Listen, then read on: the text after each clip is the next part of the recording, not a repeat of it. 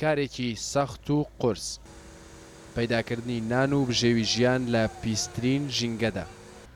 ئێرە زەبەڵخانەی کانی قرژاڵەیە لە هەولێر. هەرچی خۆڵ و خاشاک و پیسی هەولێرە لێرە فڕێدەدرێت. بەشێک لەوانەی لێرە کار دەکەن بە ناچاری و لە بەرنەبوونی کارێکی دیکە لەم ژینگە پیسەدا کار دەکەن. بەدوای پلاستیک و فافۆن و کارتۆندا دەگەڕێن.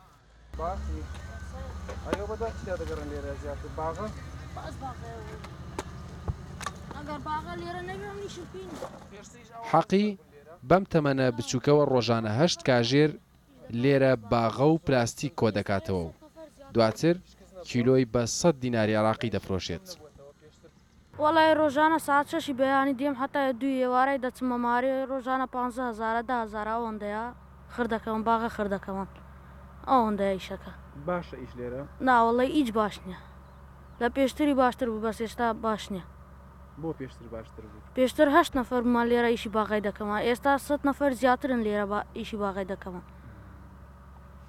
باشە لەبەر چییەوە خەڵک زۆر دێ بۆ ئێرە؟ وەڵایی لەبەر ئیشیە کاسبی ئیش نییە معاش نییە.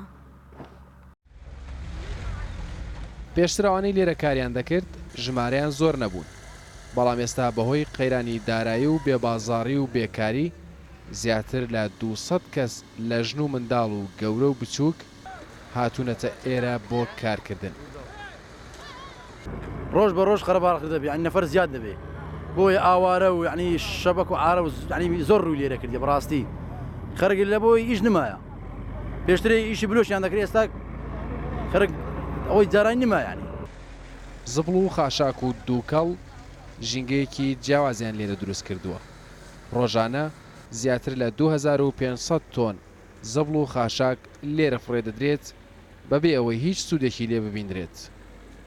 ڕەنگە بە دروستکردنی کارگەیەکی ڕیسایکلینی گەورە هەم ئەم ژینگە پیسە نەهێڵرێت و هەم ژمارەیەکی زیاتر لەو کەسانەی لێرە کار دەکەن لەو کارگەیە بکەونە سەر کاری خۆیان. زۆربەی ئەوانەی کە ئێستا لێرە کار دەکەن هەرەوانن کە پێشتر لە ناو بازاڕ و شار کاریان دەکرد، بەڵام ئێستا بەهۆی قەیرانی دارایی و بێبازاڕی و بێکاریەوە هاتوون لێرە لە ناو ئەم زبڵ و خۆڵ و خاشاکە بە دوای قوتی ژیانیاندا دەگەڕێن. نەبە حوسێن ڕووداو، هەولێر.